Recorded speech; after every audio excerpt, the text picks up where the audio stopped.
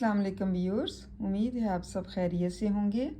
आज का हमारा उर्दू ग्रामर में उन्वान है रमूज़ औकाफ।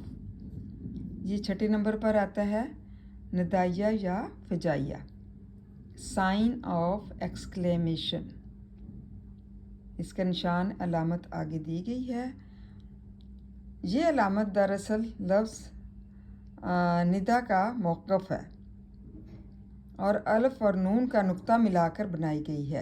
ये अलामत वहाँ इस्तेमाल की जाती है जहाँ किसी को निदा देना या पुकारना या ख़िताब करना मकसूद हो, जैसे अहमद इधर आओ, खुदाया रहम फरमा, अरे भाई ज़रा मेरी बात सुनो।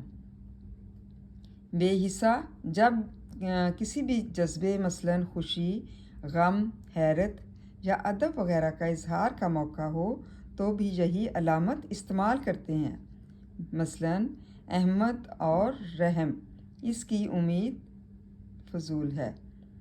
दूसरे नंबर पर माज़ल्ला, तीसरे नंबर पर उफ़ मेरे पाँव में तकलीफ़ है।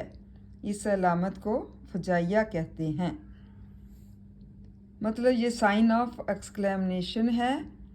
ये अलामत दरअसल लफ्ज़ निदा का मौक़िफ़ है, निदा का मौक़िफ़ है और उससे निकली है अलिफ और नून का नुक्ता मिलाकर बनाई गई है।